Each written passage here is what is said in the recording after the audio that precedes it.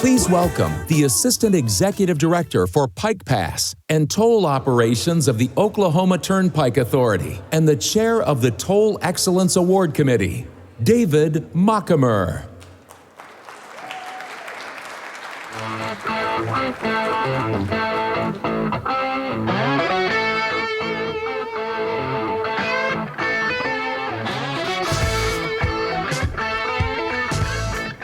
Thank you and good afternoon.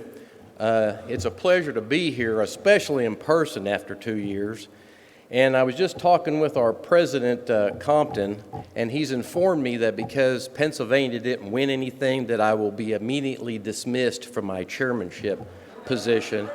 And then he also recruited Samuel, who's giving me a hard time. So that's all in fun. I'm just kidding.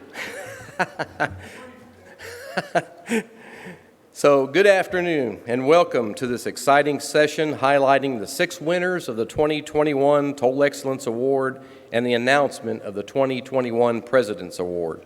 Over the next 75 minutes, each of the 6 winners will briefly showcase their project, letting you know how their innovative project, new technology, or exciting program benefits the industry and our customers.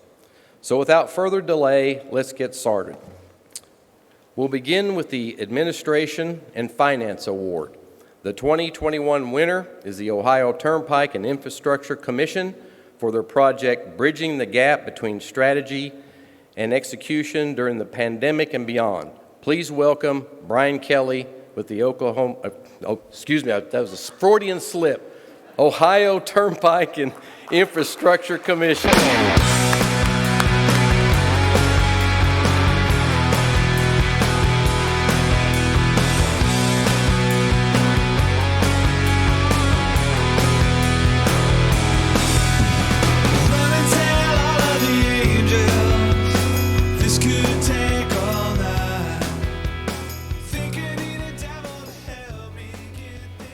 All right, thank you, David. And the clicker is where? Because it seems to have disappeared.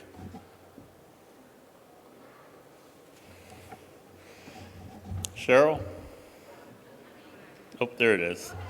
Well, on behalf of the Ohio Turnpike and Infrastructure Commission and our Executive Director, Farzan Ahmed, our leadership team, and all of the employees at the Ohio Turnpike, we thank IBTTA and all of its members for this recognition. At the Ohio Turnpike, we began a journey for strategic planning almost 3 years ago. And Yogi Berra once said, if you don't know where you're going, you might end up someplace else. So at the Ohio Turnpike, we wanted to establish the future direction of where we'd be going. We also wanted to put in place operational metrics so that as we went forth on our journey, we would be able to gauge how well we're doing. And we began by holding an off-site retreat at a local university over 2 days with our directors and managers that comprise our leadership team. There's a picture of the leadership team at our first retreat. And in that retreat, we set forth and established 5 guiding principles. 1, to improve safety. 2, to improve quality of work life. 3, to improve customer experience. 4, to maintain excellent system conditions. And 5, to maintain strong financial stewardship. These 5 guiding principles were also we established OKRs around each of those principles. And we then took that information and put it on the website for our customers and the public to be able to understand where we're going, how well we're doing, with total transparency. So here you see an example of 2 of our guiding principles, financial stewardship and safety. These are updated on a monthly basis by our leadership team through integration with our technology department. And from the beginning 3 years ago, we've kept this data current and ongoing. And we found it especially useful during COVID when conditions changed affected how we operated, and required that we monitor and manage ourselves much better because of all of the challenges brought forth by dealing with COVID. We also leveraged a online cloud tool called GTM Hub. And this is a really cool tool that allowed us to put in all 5 of our strategic objectives, the OKRs around those 5 strategic objectives, and then for each director or manager responsible for an OKR to be able to upload the ongoing status of the OKR. And this is very useful for our executive director and the other directors and managers to be able to monitor our progress of how well we're doing compared to where we plan to be. And this has been a great guiding tool for us as we've moved forward with our strategy execution program. We've also continued to go on, and we strive even with COVID to meet 4 times a year with our leadership team. We've added a lot of different members to that team over time because of their role and importance in helping our leadership team set the direction forward. And during COVID, we met in Zoom and on Teams. And in July of this year, we were able to have our first face-to-face retreat since COVID began. We chose to go to a very historic place in Ohio called the Shipyards in Lorain, Ohio, where over 1,000 ships were built there at the shipyards. And that included World War II vessels that were built there. So very important in terms of transportation history.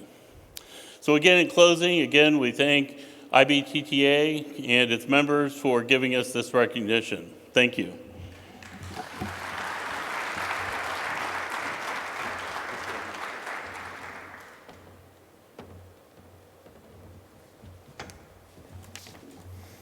Thank you, Brian.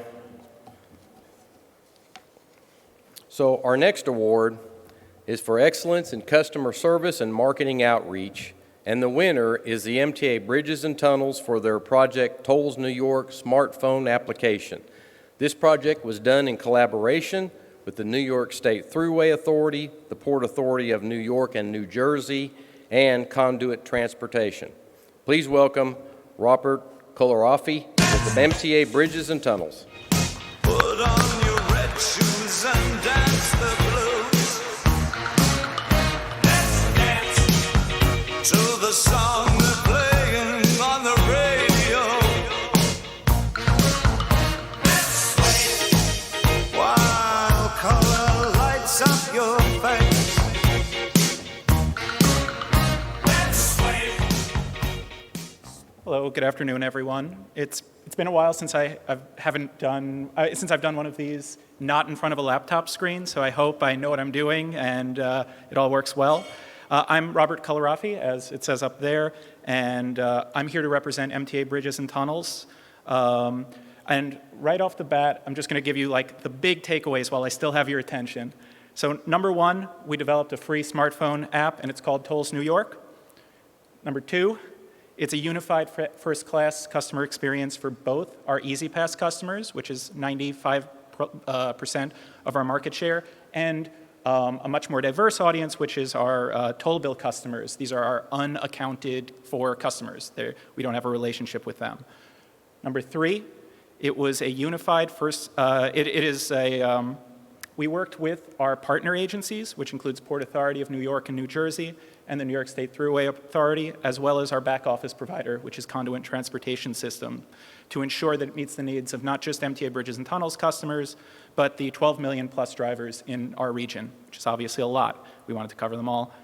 And it's available today. Any of you can download it. It can be on your phone if you're going to be in our region. I highly recommend it.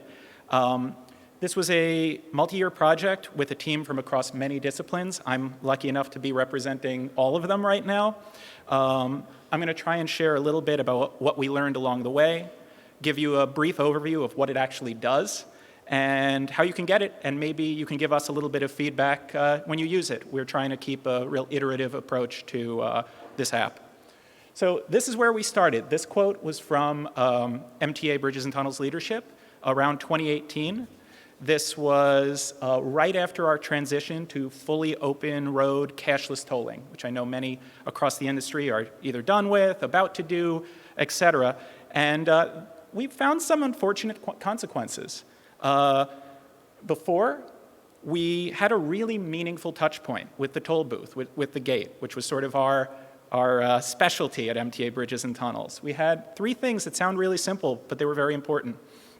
We had a low balance warning at the gate.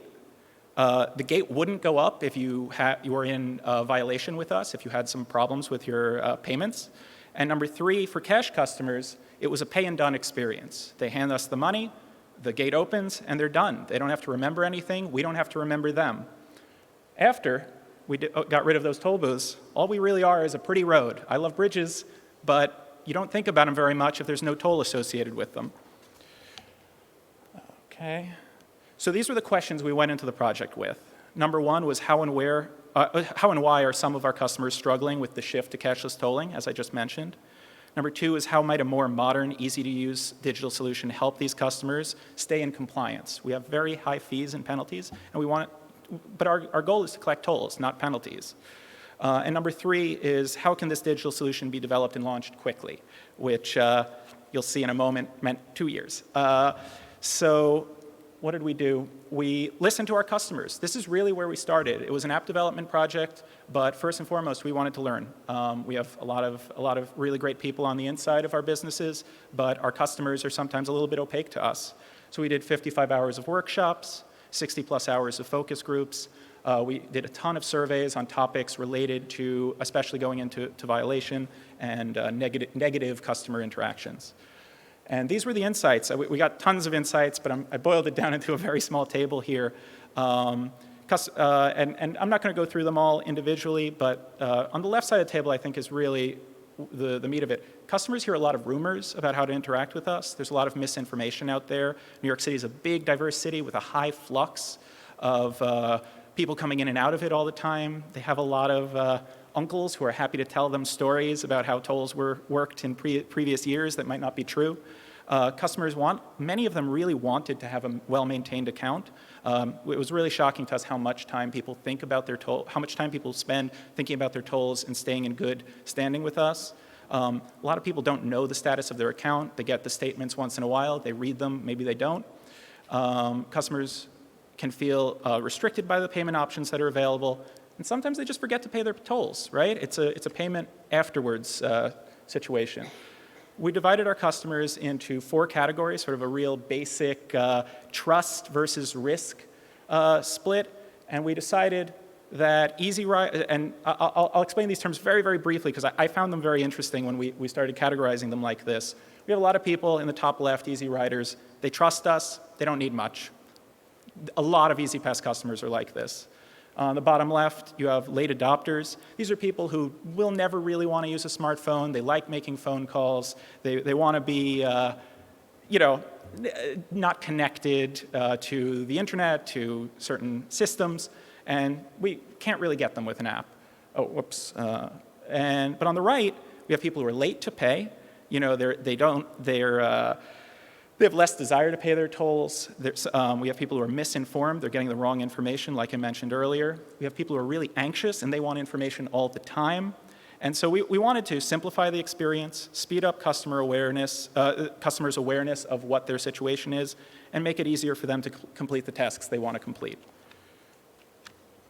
Moving on. This is just the sort of project management process that we used. We researched what I was just describing. We developed concepts, which I'm going to go into a little bit more depth in a moment. And then we prototyped, and then we built. And that's sort of where we are now, that long, straight line where we have to keep on keeping it good, but by and large, it's in a steady state. From a technical level, these are the things we did. We started with the APIs so that we could use the back end for this application in various other ways, other automated systems that are used for customer engagement. We did a lot of sprints, a lot of work. It was a lot of work, guys. And I'll just move on to the features here. So this is how it turned out. And I mean, it is sort of what you expect it to be in the end, but we really emphasize certain things in a way I think we wouldn't have had we not done all that research. We wanted people to be able to pay their toll bills. One of the things that I think is my favorite feature of the app is there's a QR code on every one of our bills. You can scan it with the app. These are people who don't have accounts with us. You can scan it, the app goes right to a payment screen, and you can get it done in essentially one click. This is totally different than mailing in a check or a credit card information. It saves us mailings, it saves customers time. We found people really, really like it. We have easy pass account management. We can't forget that large mass of customers. We have ways to easily add funds and look at your history. A lot of people want to know what's going on. And then the last one is sort of boring but really important. We have to have the right license plate information, credit card, all of that. So we want our customers to be able to keep on top of that without us sending them angry notices. This increases voluntary compliance. It increases cost savings from our reducing mailings. It reduces our customer complaints, and it eases calls for our call center, which was in the past our primary way of getting information to and from our customers. The numbers, we feel, speak for themselves. 1.2 million downloads. We've passed $80 million in processed tolls, 4.8 out of 5 after, I think we're in the tens of thousands of reviews on the iOS App Store. This is really incredible for a company that spends all our time taking money from people. These are some of the quotes. They're from our customers when we were doing prototypes, and we really loved what people were saying, even when this was just sketches on paper. I'm just going to point out the last one, again, because this was early on. 1 million others will use this. We actually just passed the 1 million mark, as I pointed out in the other slide, and I noticed that when I was going through this. I think we're really proud of that number. Yeah, so thank you all. On behalf of the development team at MTA Bridges and Tunnels, I'd like to extend our thanks to our partners at Conduent, who were really, really integral in the development of all of this. Their development team was incredible to work with. Our colleagues at Port Authority of New York and New Jersey, and the New York State Thruway Authority. We couldn't have done it without your feedback as well. And we had a lot of people who gave us a lot of feedback along the way, and so thanks to them. This is sort of our first step into some of these digital products. We're really interested. Again, if people use it, please let us know. Thanks, everyone.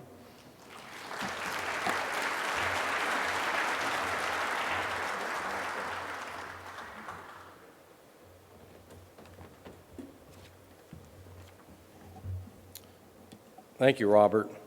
Next, I'd like to present the 2021 Toll Excellence Award for Social Responsibility. This year's winner is Elizabeth River Crossing for their project Connecting Communities. Please welcome Carly Briere, representing Elizabeth River Crossing.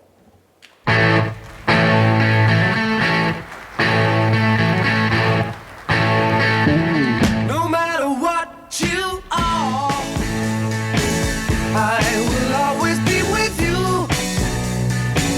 Doesn't matter what you do, girl, I'll go with you. No matter what you do.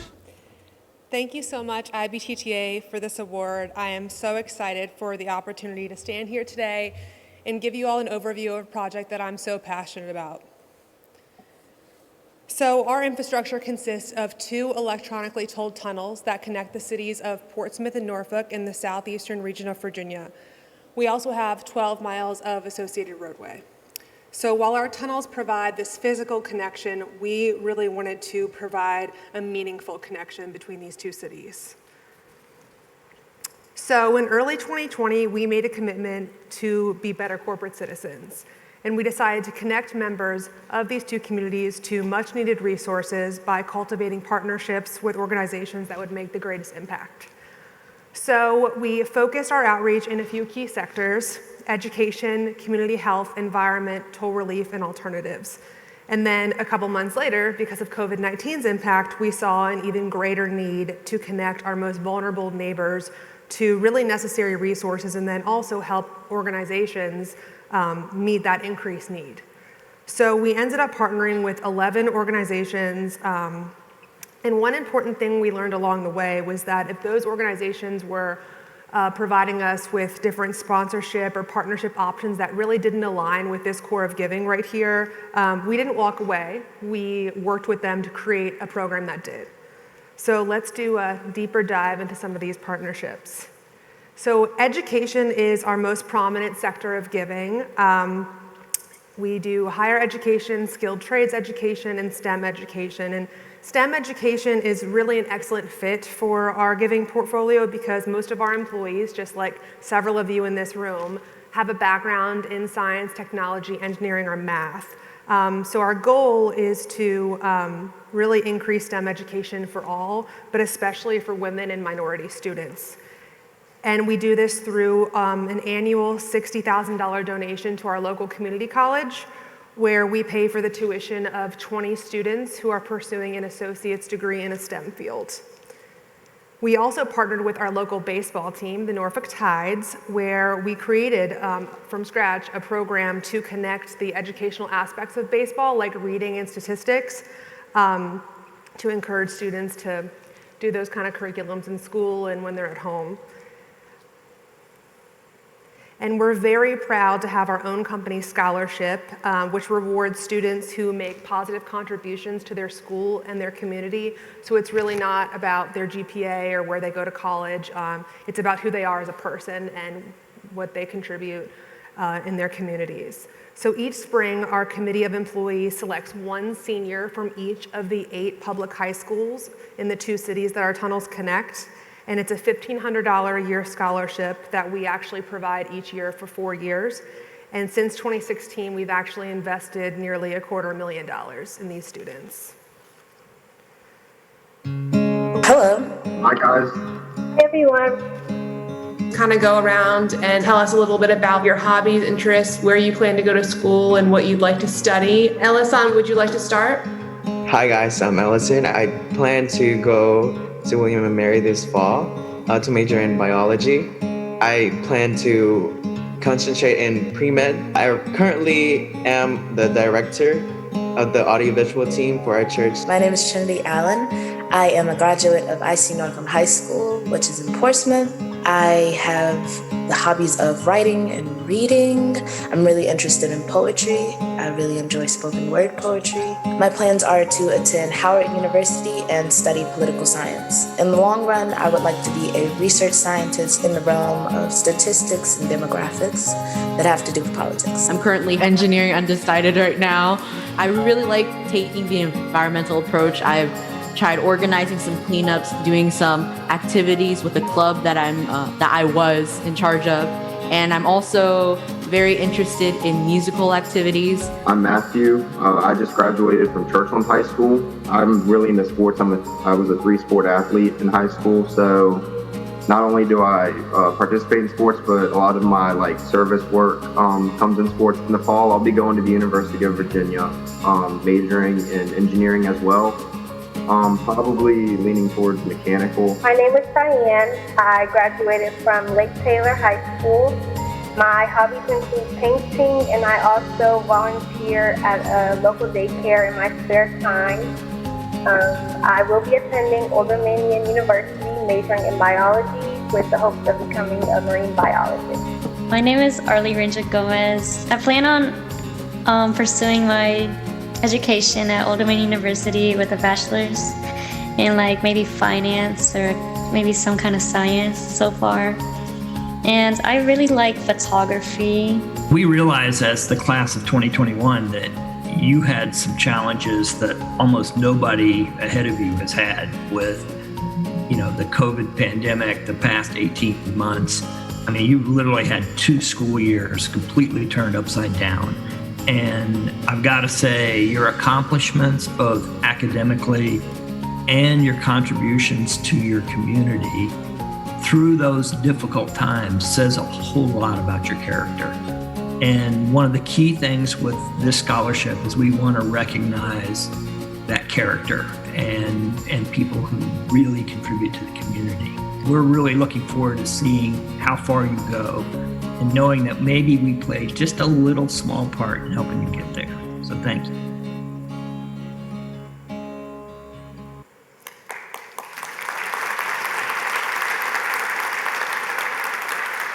Thank you. I'm not quite done yet. But these are that was our 2021 scholarship recipients. So usually we do a celebration event where all the students can meet our CEO, can meet the committee, can meet each other, like they've developed friendships over the years, and we've unfortunately had to do that virtually for the last 2 years, but it made for a really great video. So these are actually some of the colleges and universities that our students have attended over the years. And we also support skilled trades education. So as we all know, construction and maritime workers are hard to find right now. There's a high demand, there's not enough of them. And we also learned that the cost of training for skilled trades is a real roadblock for these folks. So we partnered with our local workforce council and our local community college to create the ERC Connecting Communities program, Connecting Opportunities program.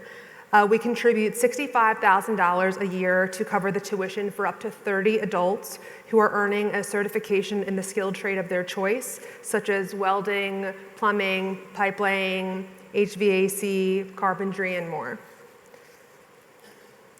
Now moving on to our community health sector. So our goal here is really to support the nonprofits that are helping alleviate homelessness and hunger in the two cities, such as the Food Bank of Southeastern Virginia, Hope Charitable Services, Mercy Chefs, Senior Services of Southeastern Virginia, and Oasis Social Ministry. Now the environment. So obviously our tunnels go through the Elizabeth River. So the health of that river and the education around that is really important to us. So when COVID canceled field trips for local school students, we partnered with a nonprofit nearby called the Elizabeth River Project, and we actually helped them purchase this van that you see here.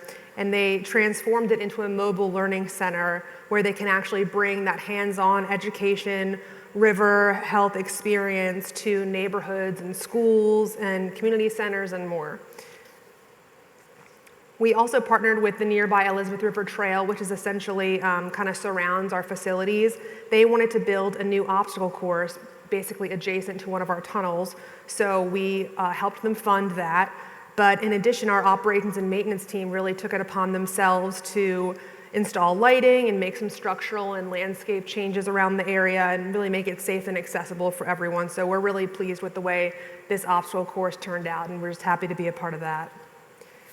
Lastly, our final sector of giving is toll relief and alternatives. I know this has been discussed at a few different seminars this week. So we understand the financial burden that tolls have on our local residents. We do. We know that residents need toll-free alternatives that are low cost and convenient. So this is why we make a $2.1 million payment every year to our local transit system, Hampton Roads Transit, and that helps them be able to increase bus and ferry services between Norfolk and Portsmouth. And finally, it's not changing. Anyway, our toll relief program. So this program helps ease the financial burden of tolls on Norfolk and Portsmouth residents. So each year we actually contribute $500,000 to the toll relief program, and there it is. And in 2020, we decided to extend that annual contribution through 2037. So the way this works is that eligible residents of these two cities, if they take 8 or more trips in one calendar month, they'll get a 75-cent refund for each trip after that. Okay, I do have a few people to thank. Just some leaders who really supported this program. I can't express enough how important leadership buy-in is with a program of this scale.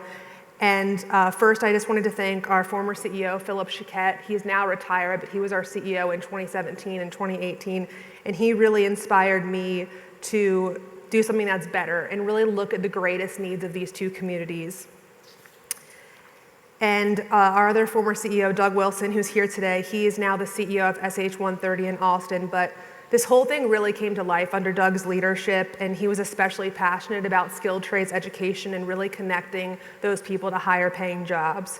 And lastly, our current CEO, David Sullivan, who is just the greatest person, and he continues to give me the green light to keep this program going. And this summer, David went with me to every single nonprofit meeting that I had so he could meet with them, get to know them personally, see the impact that we're making, and I just think that there's a lot to be said about that. So thank you.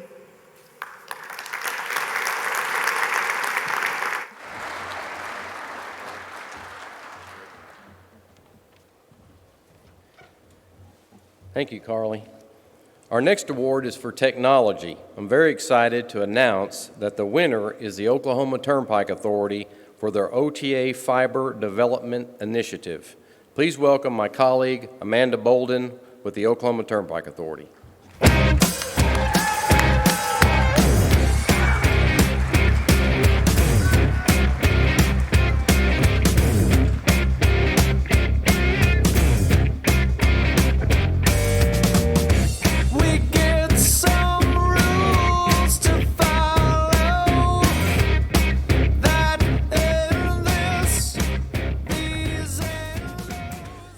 Hello, good afternoon.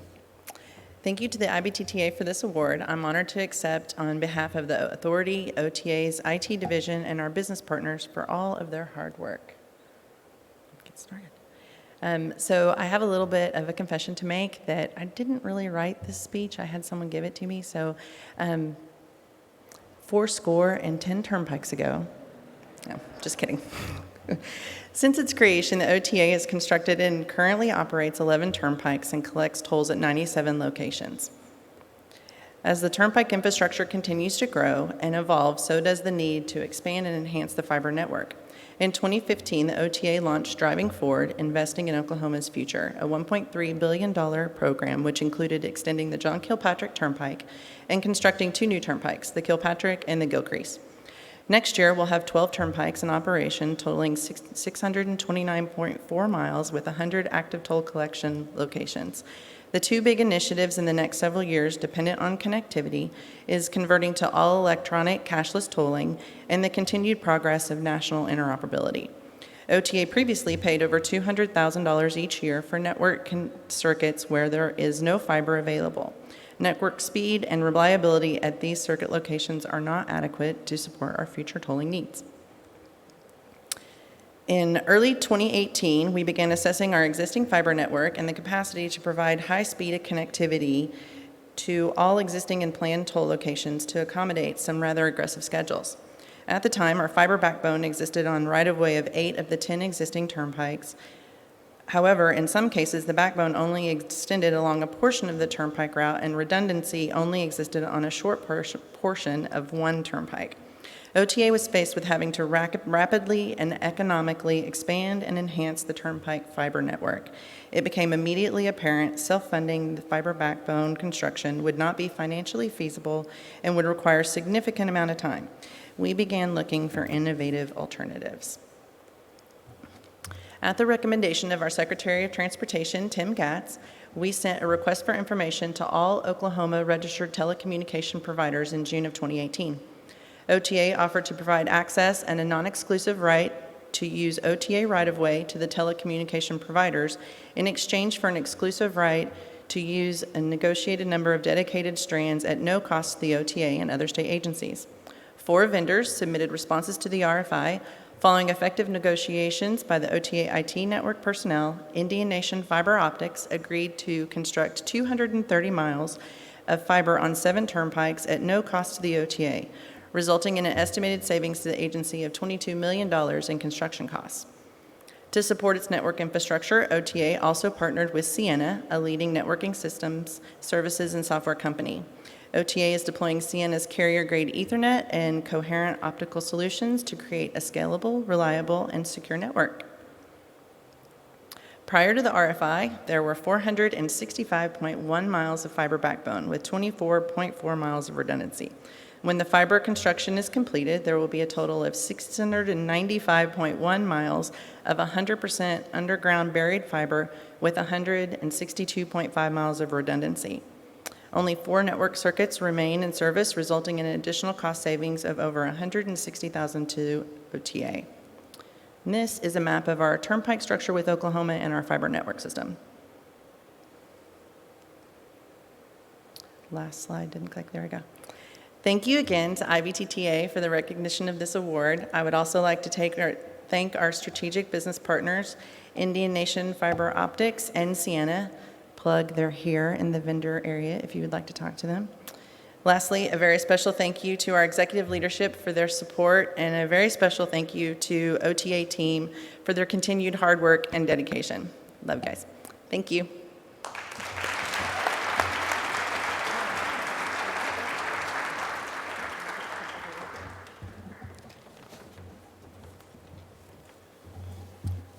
Thank you, Amanda.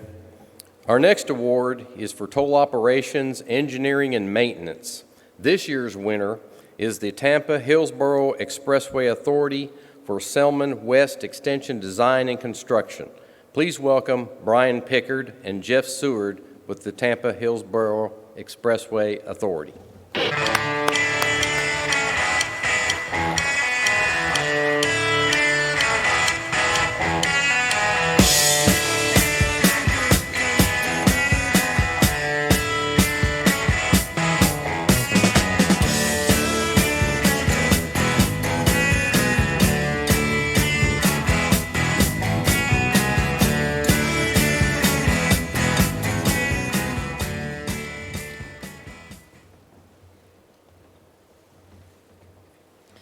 So I want to thank IBTTA for recognizing this fantastic project.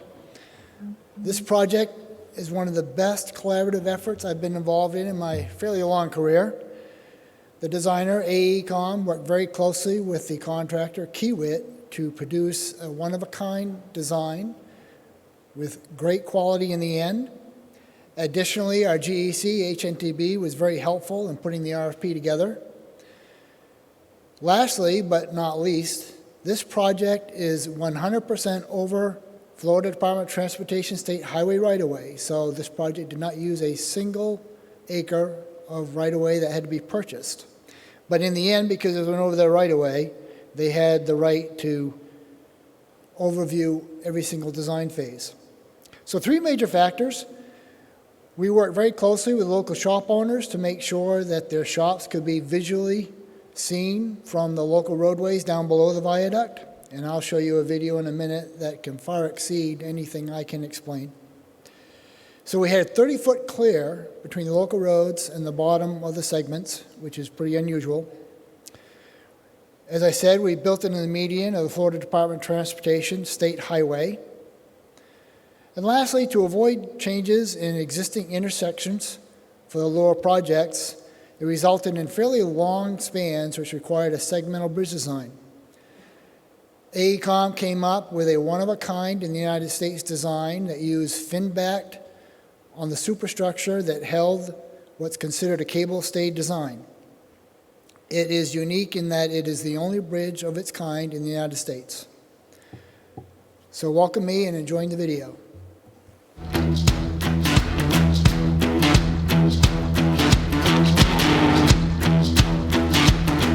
The holes that are in the bottom, that is for the steel cables for the tendons to go through. The small concrete square in the middle is used for temporary stressing of the segments.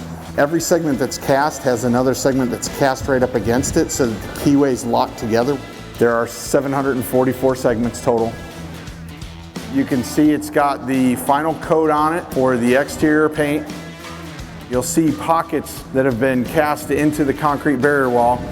Those are recessed for aesthetic lighting that's going to be installed.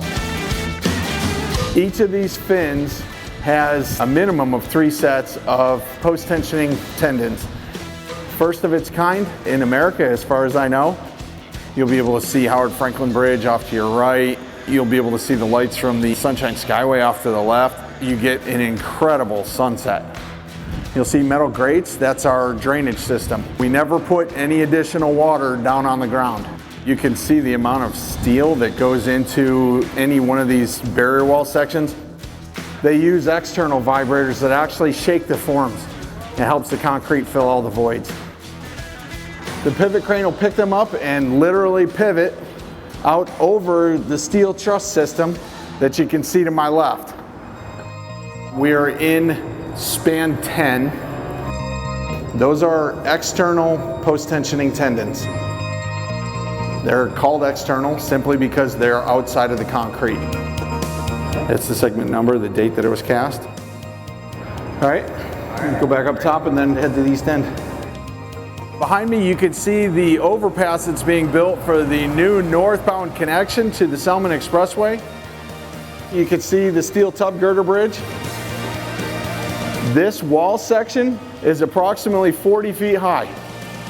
One of the things that makes this project special is the size of it and how quickly we're building it. It's a $230 million job. It's going to take a little over 2 years. Folks are going to be able to drive from Pinellas County east through Tampa to wherever they need to go without having a single stoplight.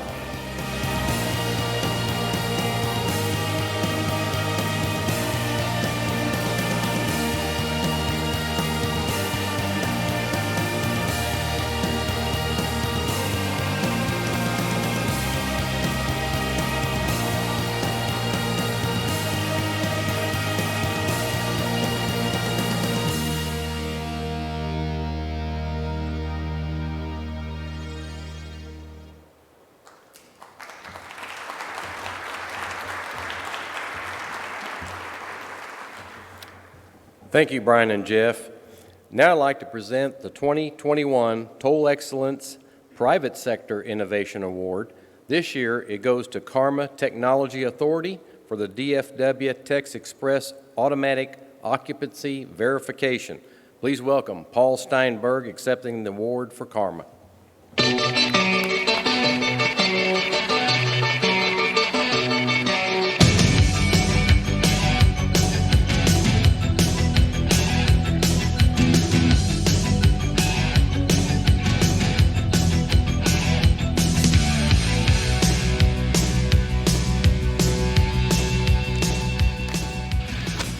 Thank you, David, and the entire IBTTA Selection Committee for recognizing this unique project that we hope will be the future of tolling. It's time for us to get out of the business of enforcement and ticketing our own customers and just ensure everyone pays the proper price so the lanes can move freely and more equitably.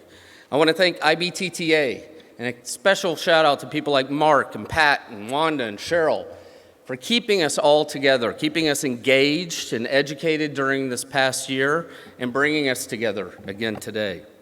And the entire DFW project team needs to be recognized. It's not just Karma who made this such a success. First and foremost is the Regional Metropolitan Planning Organization, North Central Texas Council of Governments.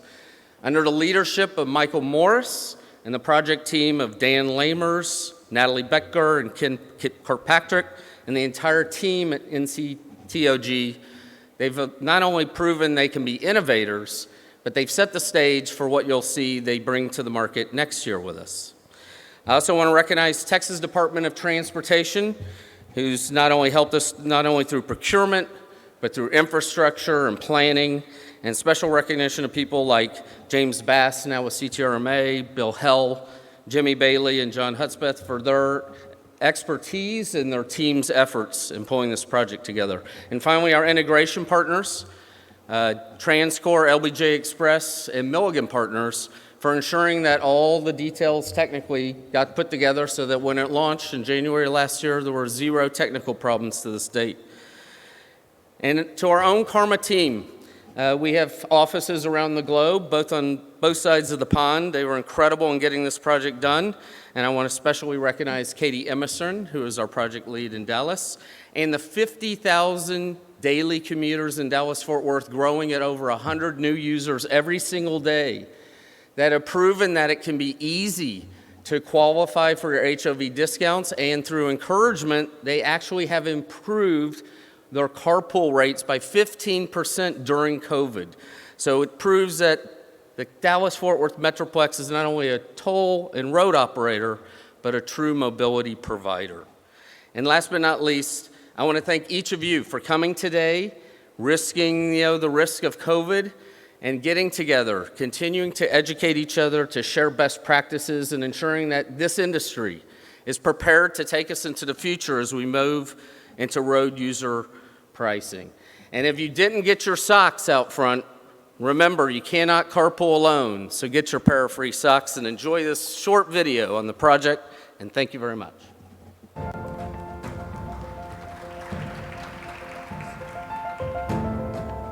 Karma's patented technology enables agencies to improve safety, reduce congestion, and lower cost by eliminating the need for high occupancy vehicle enforcement. Our Go Karma smartphone app is the world's first hands-free, infrastructure-free, fully automated vehicle occupancy verification solution. The North Central Texas Council of Governments and the Texas Department of Transportation partnered with Karma to bring this innovative technology to the Dallas-Fort Worth Metroplex. As of September 2021, Go Karma has helped more than 45,000 daily commuters qualify for HOV toll discounts on the Texpress managed lanes. In the past 18 months, Karma has processed more than 1.7 million occupancy requests and improved HOV rates of Go Karma users by 15%. Traditional enforcement and pre-declaration solutions have failed to reduce HOV violation rates, so Go Karma takes a hands-free approach. It takes just a couple of minutes to get started with Go Karma. Simply download the app and register. Drivers will need to add their vehicle details to ensure their discount appears on their toll bill. Once set up, you're done. Go Karma users never have to open the app again. Go Karma automatically activates when a user drives in a Texpress lane and only during weekday peak periods. It uses GPS and Bluetooth to verify the number of Go Karma users in the vehicle. As long as there are at least 2 Go Karma users verified in the vehicle, they will qualify for a 50% HOV discount which appears on their toll bill. Go Karma uses travel pattern data over time to automatically identify when a person attempts to cheat. Violating users receive a series of escalating warnings, and habitual violators receive a 30-day suspension from HOV discounts but can still use the managed lanes. Go Karma is family-friendly too, enabling thousands of families to save on their toll bills each weekday, even when there's only one smartphone in the vehicle. For those without a smartphone, such as children, users may request a small Bluetooth-enabled occupant pass that can be carried in a bag or pocket. The pass doesn't collect any data and simply transmits a Bluetooth signal to the Go Karma app to verify occupancy. To preserve user privacy, Go Karma never activates outside of a Texpress corridor nor outside of weekday peak periods. No personal data is ever shared, monetized, or sold, and user location data is purged after the transaction is reconciled. Go Karma can be deployed in as little as 30 days and can be integrated with any existing toll operator or back office system with 2 minor programming changes to query Go Karma for occupancy when calculating the price of the trip. Road operators are increasingly becoming mobility providers, making passenger throughput a key performance measure moving forward. For more than a decade, Karma has verified millions of high-occupancy user trips while helping government agencies improve the efficiency and safety on their road networks. Go Karma is the gold standard for automated vehicle occupancy verification. Please contact us to learn how Go Karma can help your agency with occupancy verification, GPS tolling, and dynamic road pricing.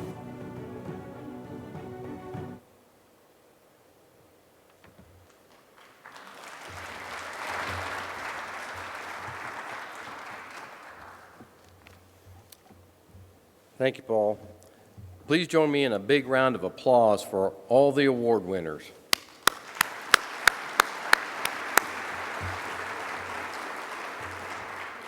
Before announcing the President's Award, a word about next year's award cycle. In 2022, the Excellence Awards process will open in the spring. This is your chance to submit projects and programs that are making a difference in the toll industry.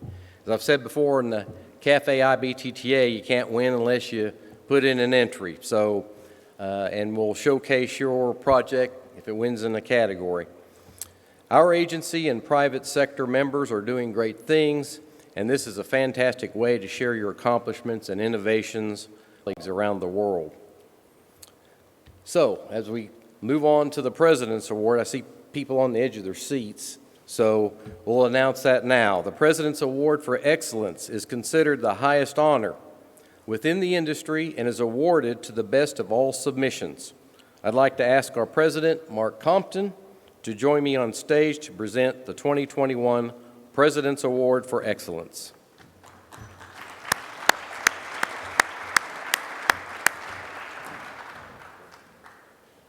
Good afternoon, everybody. And if you're in the audience and you're with the Pennsylvania Turnpike Commission, I just want to take notice I don't see our logo up there. Something must have happened with those submittals. We'll be talking when we get back to the office. If you could please give Dave Mockamer a round of applause, please.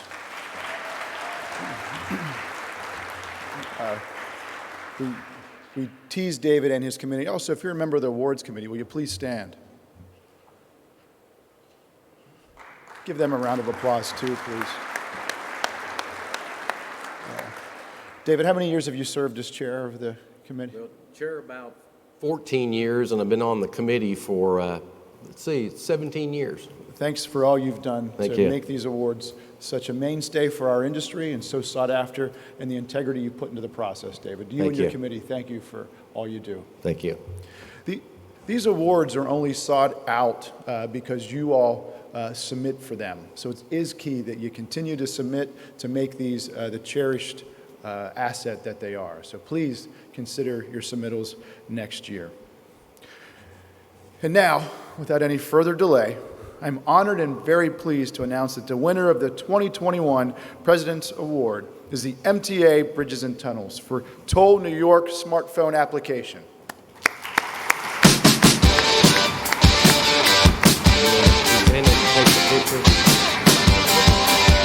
Go shake his hand.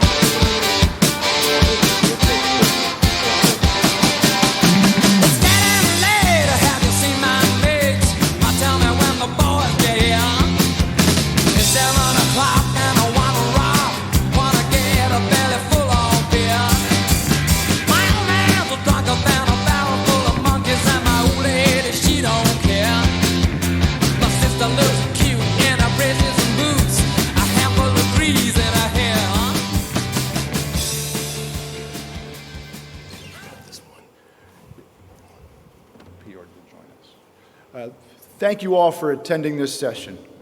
Please be sure to submit, again, your winning programs and projects so you can join our good friend David up on stage next year.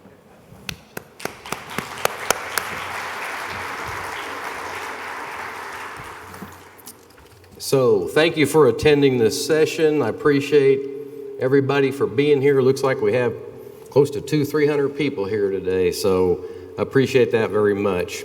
So again, put in a submission for next year, and you can join me and our next president on stage for the presentation. I believe it's Austin next year. So for those that want an award, stay in the room and we'll be taking pictures. Thank you again, everybody.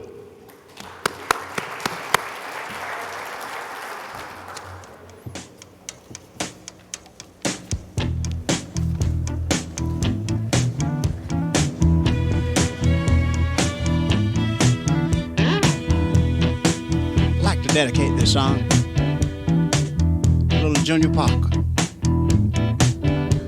a cousin of mine that's gone on, but we'd like to kind of carry on in his name by saying,